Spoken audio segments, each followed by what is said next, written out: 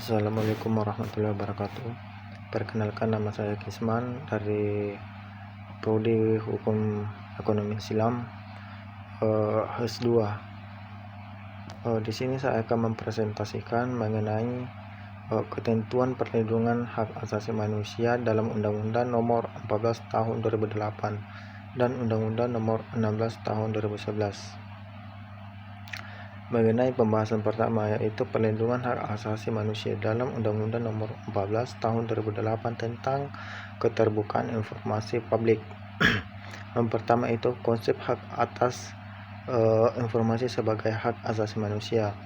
Nah, hak atas informasi merupakan bagian integral dari hak asasi manusia yang dijamin dalam Pasal 28F Undang-Undang Dasar Negara Republik Indonesia tahun 1945 yang menyatakan bahwa setiap orang berhak untuk berkomunikasi dan memperoleh informasi guna membangun pribadi dan lingkungan sosialnya. Dalam konteks negara, hukum dan demokrasi, hak informasi menjadi syarat utama bagi terwujudnya pemerintahan yang transparan, akuntabel, dan partisipatif.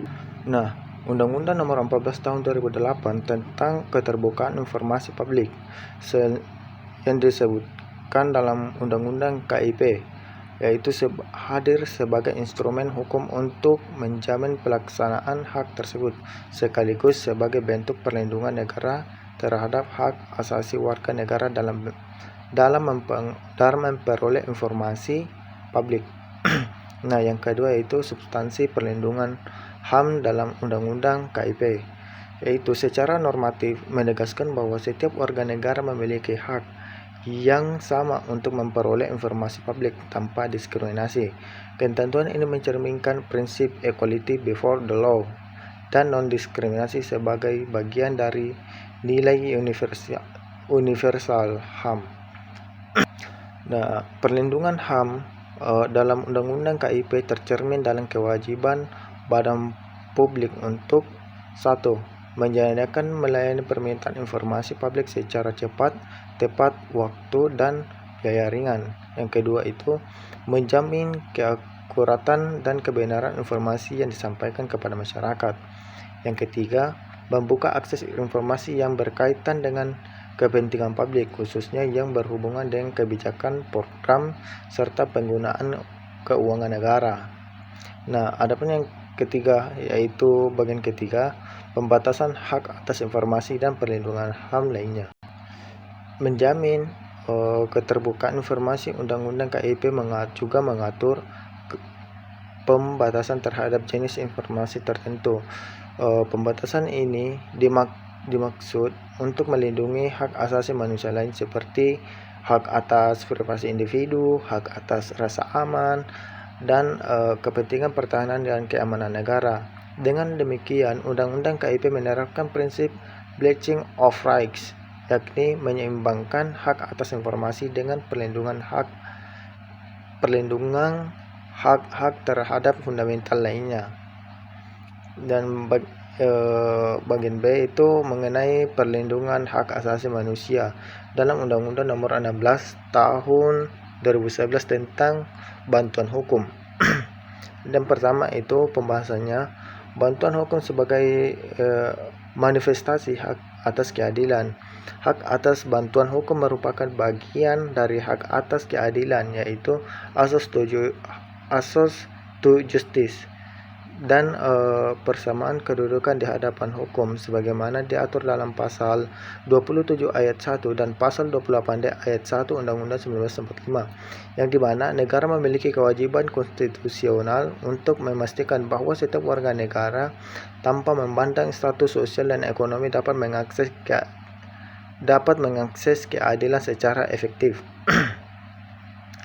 Nah, Undang-Undang Nomor 16 Tahun 2011 tentang bantuan hukum selanjutnya disebutkan dalam Undang-Undang Bantuan Hukum merupakan perwujudan tanggung jawab negara dalam memenuhi kewajiban tersebut. Nah, khususnya bagi masyarakat miskin dan kelompok rentan. Bagian kedua yaitu substansi perlindungan HAM dalam Undang-Undang Bantuan Hukum. Perlindungan HAM dalam Undang-Undang Bantuan Hukum tercermin dalam pengakuan hak masyarakat meski untuk memperoleh bantuan hukum secara cuma-cuma dalam perkara pidana perdata dan tata usaha negara. Ketentuan ini bertujuan untuk menghilangkan hambatan struktural dan ekonomis yang menghalangi pencari keadilan dalam mengakses sistem peradilan. Nah, negara yang hanya mengakui hak atas bantuan hukum tetapi juga menyediakan pendanaan bantuan hukum melalui anggaran pendapatan dan belanja negara, yaitu APBN. Yang kedua, menjamin kualitas layanan bantuan hukum melalui mekanisme akreditasi lembaga bantuan hukum. Yang ketiga, menegaskan peran negara sebagai penanggung jawab utama dalam pemenuhan hak atas bantuan hukum. Lanjut bagian 3, yaitu bantuan hukum dan prinsip negara hukum. Dalam perspektif negara hukum atau Rechtsstaat, keberadaan bantuan hukum merupakan elemen esensial untuk menjamin perlindungan HAM tanpa bantuan hukum. Prinsip persamaan tanpa bantuan hukum. Prinsip persamaan di hadapan hukum hanya bersifat normatif dan tidak efektif dalam praktik. Oleh karena itu, Undang-Undang Bantuan Hukum memperkuat posisi hukum masyarakat meski agar tidak mengalami diskriminasi dalam proses penegakan hukum. Kita masuk ke bagian C, yang dimana pembahasan itu relevansi kedua undang-undang dalam kerangka perlindungan HAM. Secara konseptual, Undang-Undang KIP dan Undang-Undang Bantuan Hukum memiliki keterkaitan erat dalam rangka perlindungan HAM. Undang-Undang KIP menjamin hak atas informasi sebagai sarana kontrol publik terhadap kekuasaan negara, sedangkan Undang-Undang Bantuan Hukum menjamin hak atas keadilan melalui akses setara terhadap sistem hukum.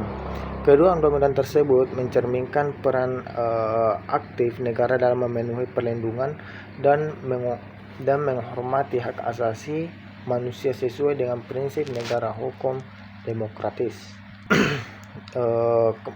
Bagian D-nya itu mengenai kesimpulannya.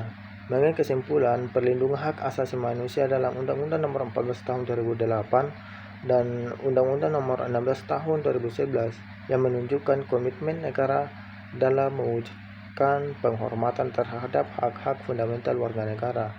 Undang-Undang KIP menjamin hak atas informasi publik secara masyarakat, transparansi dan partisipasi masyarakat. Sementara Undang-Undang Bantuan Hukum, hak atas bantuan hukum sebagai sarana mewujudkan keadilan substantif bagi seluruh warga negara, khususnya masyarakat miskin. Sekian dari hasil presentasi saya. Kurang lebihnya mohon dimaafkan. Saya akhiri. Wassalamualaikum warahmatullahi wabarakatuh.